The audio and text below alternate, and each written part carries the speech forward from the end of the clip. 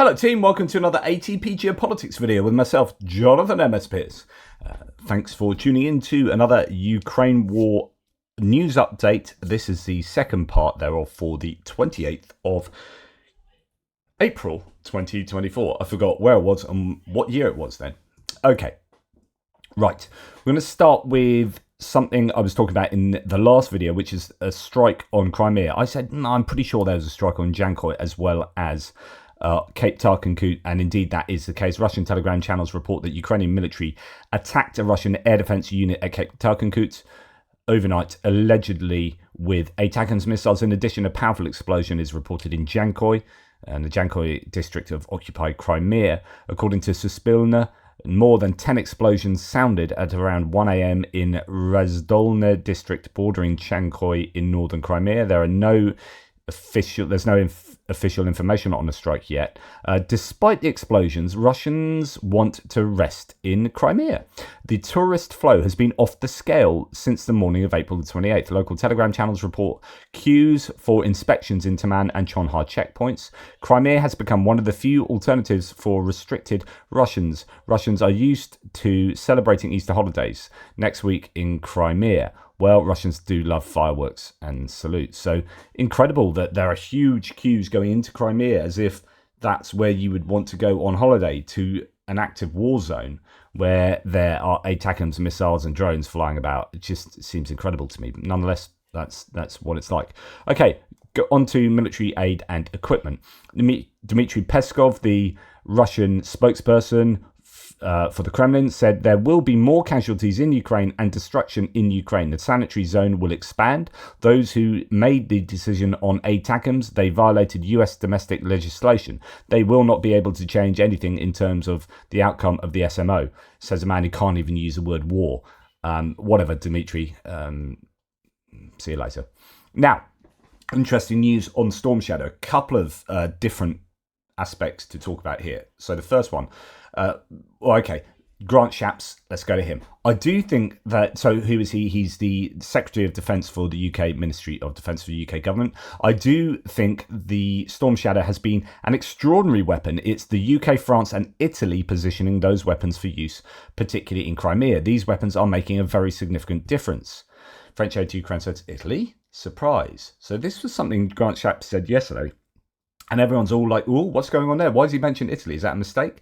Turns out Italy have been providing Storm Shadow missile or Scalp missiles to an unknown amount of Storm Shadow, it says here, but I don't know if it's Scalp or Storm Shadow. They're pretty similar, made by effectively the same company.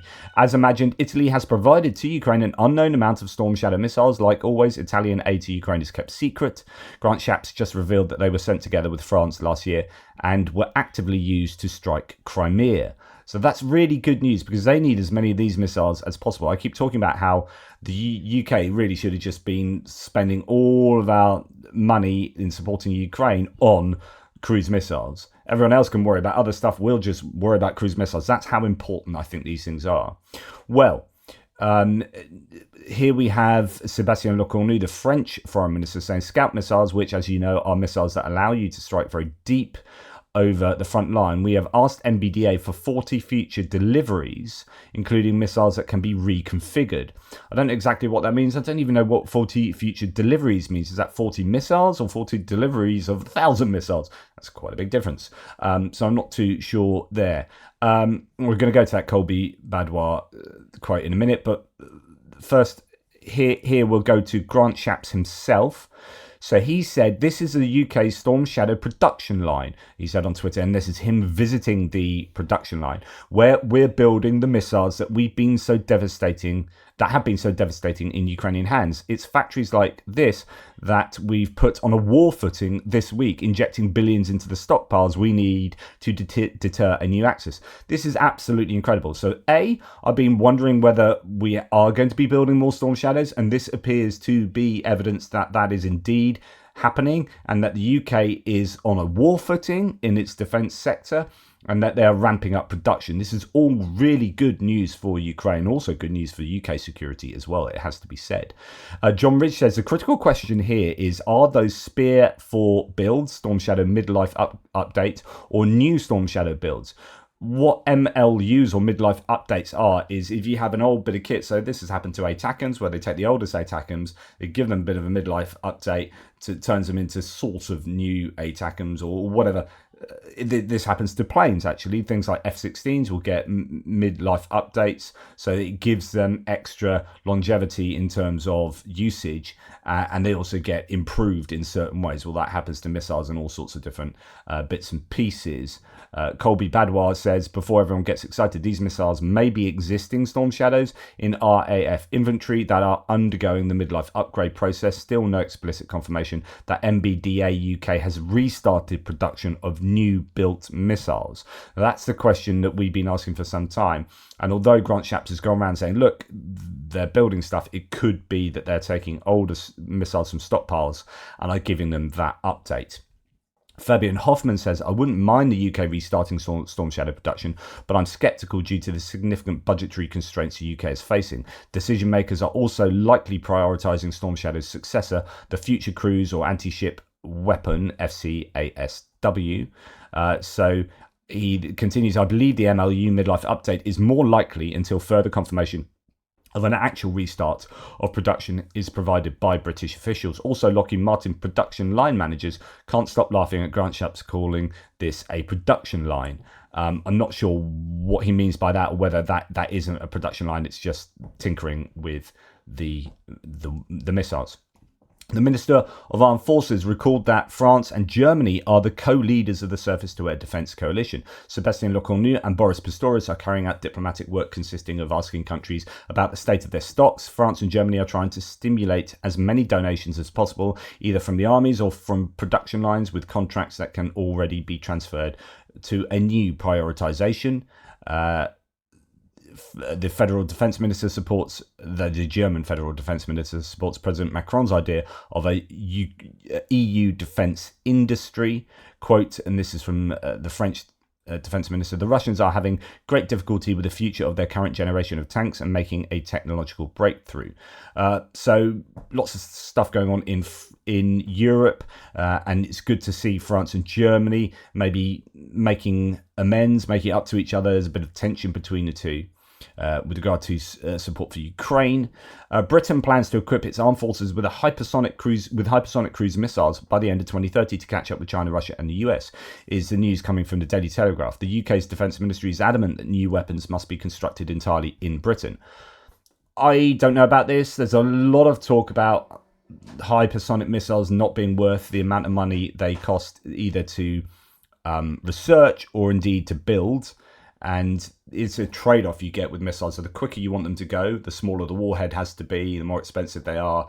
And actually, it could be cheaper just making a lot more, cheaper and more effective, making a lot cheaper individual missiles that may not have the ability to outdo air defenses like a hypersonic in theory can, but you produce enough of them and they have larger warheads, you end up doing more damage overall. So there are lots of discussions over whether actually that's a worthwhile project for the UK to even get involved in. The US kind of gave up a little bit on hypersonic missiles. I think they're back in the game. China is doing them. Russia's been doing them. And then the claims that the Kinzhal dagger isn't really a hypersonic. It's not hypersonic in the way that might have been initially sort of claimed. Anyway, etc., etc. Right, we're going on to Australia. Bloody hell, Struth, this is great. Australia is preparing a new $100 million aid package for Ukraine, according to the Prime Minister Shmyhal, that's Prime Minister of Ukraine. Half of this amount, a large batch of manpads, more than $30 million worth for drones with the Drone Coalition. In addition, Australia will transfer air-to-ground munitions for Ukraine. So this is really good news because they need manpads, man-portable air defense systems. There's a big lacking of those in the Ukrainian armed forces at the moment. Australia is preparing this package, according to Flash News here. A $50 million batch of man-portable air defense systems and $30 million worth of drones and air-to-ground ammunition. Look, this is bloody brilliant. I'm going to hit you with my Australian accent. And look, you may think it's absolutely rubbish, but bloody hell, this is really needed. Look, bit of swearing coming up. I'm going to give you some swearing now, so if you've got kids, turn the volume down. Look, mate, we're here to help Ukraine. We're not here to fuck spiders. Look, what's going on? bloody get the stuff to Ukraine as quick as we can. I worked in a on a building site in Queenstown in New Zealand back in 2000, and we had Sharky, who was a Sparky who worked on the site, and his favourite say, he had some brilliant sayings. Is a good old Antipodean saying, which is "We're not here to fuck spiders." It's brilliant. Anyway, I was watching Graham Norton sometime back, and it turned up on the Graham Norton show, and I was so over the moon because I use that saying quite a lot, and people are like, "What are you talking about?" Because it's like a dyed-in-the-wool kind of Antipodean saying. Anyway, I'm going to give you a bit of an aside here. We talk about military. Let's have a bit of a random aside. You can forward wind this bit on. It's only a couple of minutes of talking about different sayings. Yeah. Unfortunately, I showed you part of the Graham Norton TV show that it had a couple of sayings from Sweden, such as, well, now you're taking a crap in a blue cabinet, and you can't slide in here on a shrimp sandwich. And then we had Margot Robbie talking about the great saying is, we're not here to fuck spiders. And it's great, and it explained it all. However, I got a copyright infringement, so go away and watch that Graham Norton video, and it gives you that delight. But yes, there you go, a bit of a random aside. The French here, talking about drones, as we sort of were, maybe, have produced what looks like a pretty impressive loitering munition. This is a 400 kilometers an hour jet-propelled drone.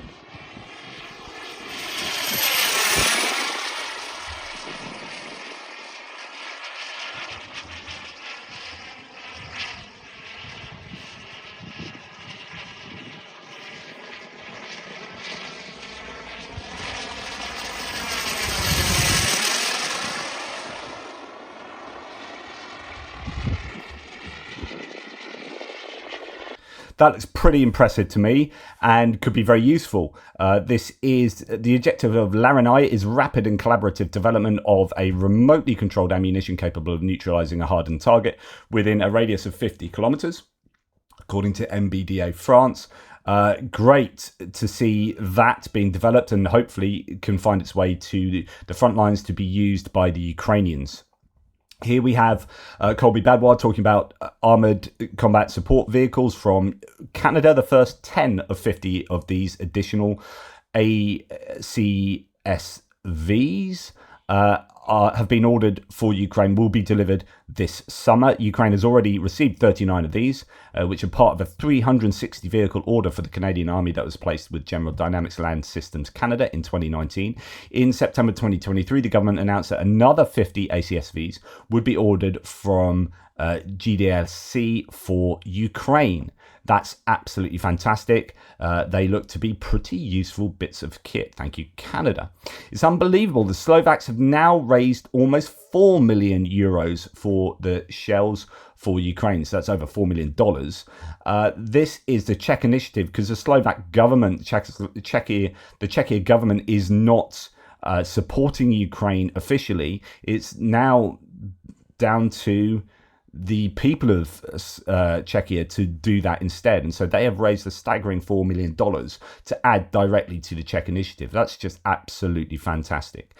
We are seeing Humvees, Bradleys and Abrams, M88s and other hardware en route to Ukraine, so part of the upcoming package or the PDA that's just either what's been announced or what is due to be announced. There is stuff on the way to Ukraine, it appears, and that includes tanks as well as Bradleys. Bradleys and Humvees are pretty much to be expected. The Americans have a phenomenal number of actually Bradleys, Humvees and Abrams tanks, and really there's a lot of scope to give an awful lot of kit to Ukraine without it really touching the sides of the Americans. It's just the nature of the size of their armed forces.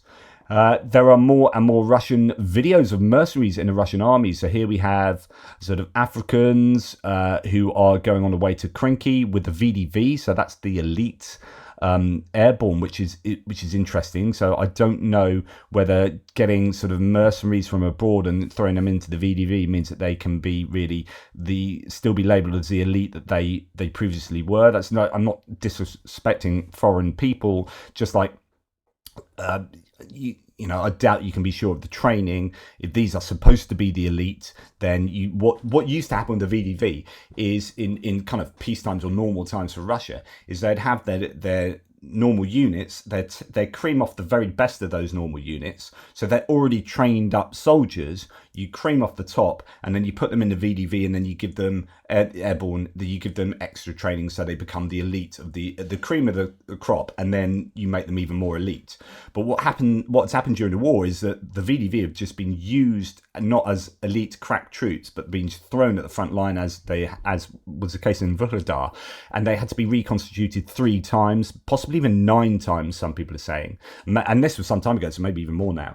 And each time they get reconstituted, they weren't taking the cream of the crop from the already existing military units. They were just getting in newbies, all sorts of people, and so the VDV was becoming diluted over time in terms of quality.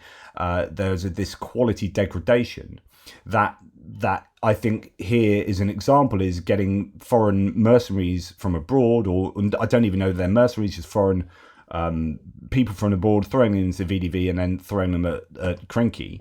I think is a reflection that the units aren't elite anymore at all.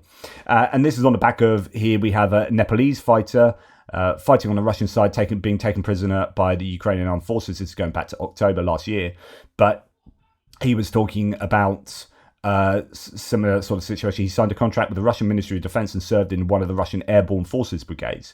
He openly admitted that he went to war to kill Ukrainians solely for the sake of money. Quote, "I wanted to return to my mother as a successful man." There's talk about 14 to 15,000 Nepalese fighting for the Russians, and of course Ukrainians don't have that, scare quotes, luxury. They don't, for moral and political reasons, they don't go around the world hoovering up people who want to get ahead in life and want some kind of social mobility, and they see earning some money fighting for the Russians as one way out of poverty or whatever reason it might be. But they're going hoovering up these people from around the world, and it means they don't have to recruit those personnel from their own country. And it also means that if those people die, they don't have the issues of their own Russian population being upset and angry with the government for sending their troops to die, their family members to die. The more people you can recruit from abroad, the less impact it will have on your domestic popularity. That I think is a pretty important ramification of doing that kind of recruitment. And then we're going to just look, sometimes I do this on my hits and losses videos. I'm doing it here just because. A massive thread by John P. again on looking at satellite imagery across a number of different categories of Russian mechanized equipment here, saying still, so what he does is he looks at satellite imagery from before the war. He's already counted it up some time ago, and then he's looking at the latest satellite imagery that he can. Often that's still only from 2023, by the way. As satellites pass Russia, it's such a huge nation. Unless you pay for that tracking to get the free satellite imagery, the resolution isn't going to be great. But also, it's not always going to pass these bases or stockpiles, and so therefore sometimes the satellite imagery is sort of 6 months old or whatever. So these numbers are already going to be out of date and inaccurate.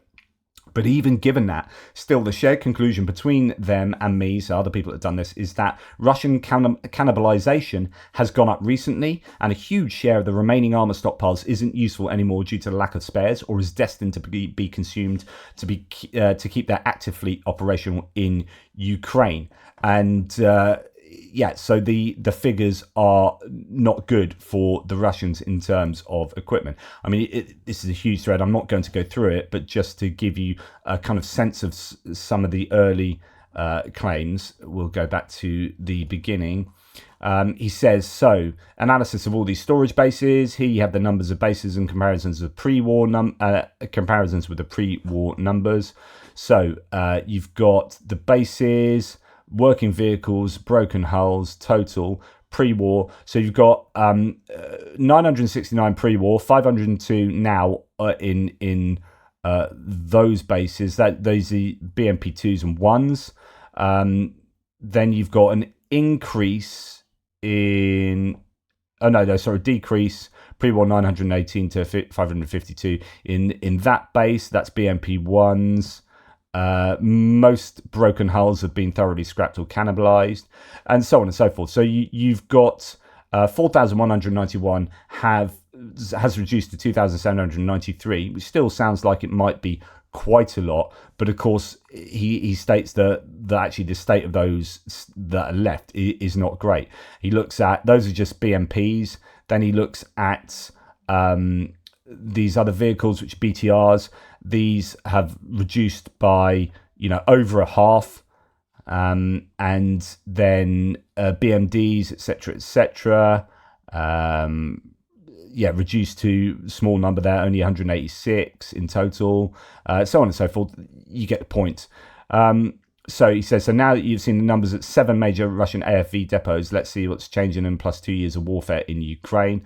And he goes through all the details here. And here's an example. Most of what remains are BMP-2s in this section of the base. And from the look of the footage from January, they were waiting to be shipped out. In total, BMPs at this base decreased in number from 969 to 502. So that's that first image I showed you earlier of the spreadsheet, of which I think 273 are broken in some way. In other words, it's gone from 969 to sort of 225 that are able to be used, without having to do, or aren't just for spare parts, if you like. So there's some serious reduction in stockpiles across all of these bases. But if you want to go and see the finer details about this, go and check out the thread. Let's look. BMPs dropped massively. Not a single BMP3 is left. Not one single BMP3.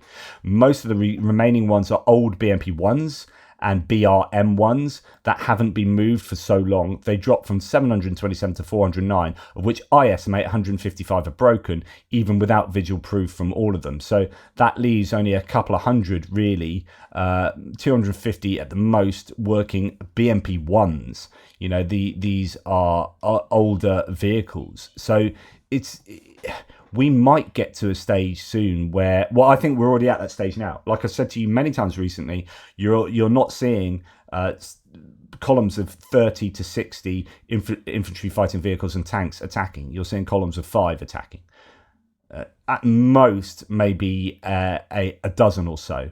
But really, we haven't seen that since, at the beginning of the Avdiivka counteroffensive in October. We saw sort of 15, maybe up to a couple of columns worth, maybe 30 worth in a number of columns attacking at the same time, and they got absolutely hammered. And we haven't seen anything like that, really, those sort of numbers, since October last year, and we're now in April going on to May.